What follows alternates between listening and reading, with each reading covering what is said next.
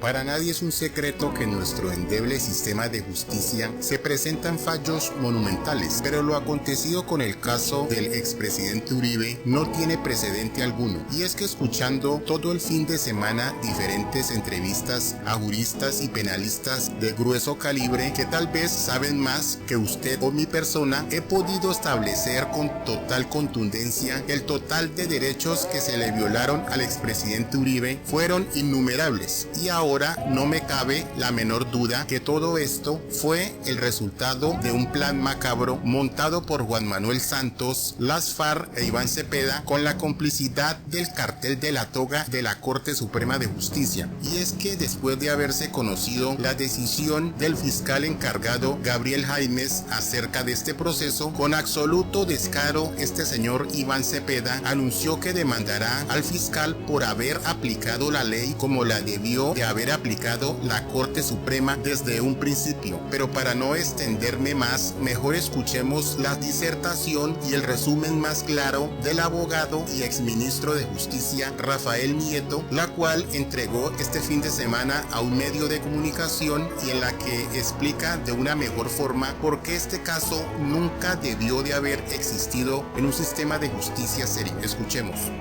Ciertamente aquí necesitamos una profunda reforma del sistema de administración de justicia, yo lo he dicho en distintas ocasiones, por muchísimas razones, entre ellas el cartel de la toga, que involucraba a 4 expresidentes de esa corporación, la más alta en el sistema judicial colombiano, y varios magistrados adicionales, entre ellos además varios en la sala penal.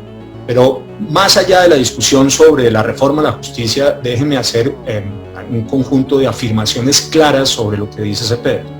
Lo primero, dice que es una jugarreta renunciar al juzgamiento por la Corte. No, no es una jugarreta, es un derecho, y lo ejerció el presidente Uribe porque llegó a la conclusión, en mi opinión con razón, de que no había condiciones de imparcialidad e independencia en la Corte Suprema de Justicia para su juzgamiento. Y en la medida en que renunciaba al fuero, pues a la Corte le tocó reconocer que perdía la competencia. Pero vamos al caso. Ese caso nace de las denuncias por manipulación de testigos que Uribe le interpone a Iván Cepeda, y que el caso lo maneja José Luis Barceló, que está mencionado en los cassettes del cartel de la toga. Barceló, sin mayor investigación, decide cerrar la investigación contra Cepeda, negándose a practicar muchas pruebas solicitadas por la defensa del presidente Uribe, y aunque en el expediente obraban evidencias de que ofreció beneficios a testigos y que era donante de una fundación que a su vez entregó dinero, y eso también está probado, a alguno de esos testigos. En el auto inhibitorio, que es de febrero del 2018, la Corte compulsa copias contra Uribe, contra el denunciante, es decir, se inhibe de investigar a Cepeda y al mismo tiempo compulsa copias contra el presidente Uribe. ¿Con base en qué? Con una denuncia presentada ese mismo día, ojo, el mismo día, 16 de febrero del 2018, por el abogado de Cepeda. Y no hubo reparto. ¿Qué es lo sospechoso ahí? Lo primero, que no hubiera reparto. Lo segundo, que se hubiera iniciado el conocimiento el mismo día en que se presenta la denuncia. Eso nunca pasa. Lo normal es que las denuncias vayan a la Secretaría de la Corte y ahí se reparte. Y eso toma unos días. Acá no.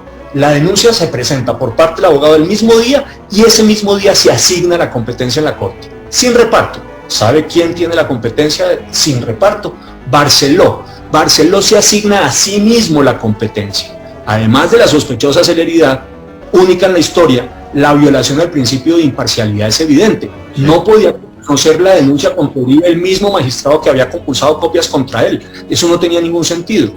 Después el presidente Uribe le pregunta a la Corte que si tiene una investigación contra él, y por 5 meses la Corte Suprema de Justicia le dice que no tiene investigación, aunque se lo citó por derecho de petición.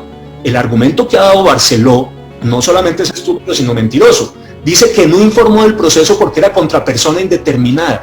Es decir, que cuando los abogados de Uribe preguntaron si había proceso contra él, no había proceso contra él porque dice que era contra proceso indeterminado. Si fuera así, la Corte no tenía competencia. ¿Y por qué no tenía competencia? Porque la Corte solamente tiene competencia contra aforados, nada más. Si era contra persona indeterminada, Barceló no tenía competencia. Y si sabía que era contra un aforado, que era Uribe, tendría que haberlo informado para no violar sus derechos. Solo lo notificó el 24 de julio. 5 meses después. Después Uribe pidió en 2 ocasiones a la Corte que lo recibiera en versión libre, que es lo usual. No se lo aceptaron. La Corte nunca le recibió versión libre al presidente Uribe, solo lo vincula al proceso en una indagatoria del 8 de octubre del 2019. Ojo, mientras tanto, sin que el presidente estuviera vinculado, la Corte practica innumerables pruebas sin presencia de los abogados de Uribe, en evidente violación al principio de contradicción, que es indispensable para asegurar el derecho de defensa de todos los investigados penalmente. Las pruebas más importantes que alega la Corte contra Uribe se realizaron en ese periodo, incluyendo los interrogatorios de Monsalve, de Yanira y Caliche, que son la base del proceso. La Corte nunca le permitió a la defensa del presidente Uribe contrainterrogar estos testimonios. ¿A usted les parece que eso tiene sentido y que tiene lógica? Se negó al mismo tiempo que no permitía hacer los contrainterrogatorios al recibir al menos 6 testimonios muy importantes solicitados por Uribe. Además, la Corte filtró de manera sistemática información segmentada, incompleta, escogida, con miras a generar en la opinión pública la idea de que Uribe era culpable, en clara violación al principio de reserva sumarial, que es fundamental para preservar la presunción de inocencia. Y como si todo eso fuese poco, a Uribe se le intercepta el teléfono ilegalmente, no en el marco de su proceso, sino en el marco de uno contra un parlamentario chocoano, Nilton Córdoba, que nada tenía que ver con el presidente Uribe. Cuando se hizo pública esta interceptación, Barceló dijo, ojo, lo dijo Barceló, que había sido un error, porque Córdoba habría dado en versión libre el teléfono de Uribe como si fuese propio. El congresista, y acá me acuerdo citarlo textualmente, juró por su madre que no era cierto, lo sostenido por Barceló, y señaló que era facilísimo comprobarlo. Y efectivamente lo hizo. La declaración de Córdoba en la Corte fue de mayo del 2018 y las interceptaciones fueron en marzo y abril. Ojo, luego no podía ser de ninguna manera cierto lo que afirmaba Barceló de que Córdoba había dado el teléfono del presidente Uribe como si fuera propio.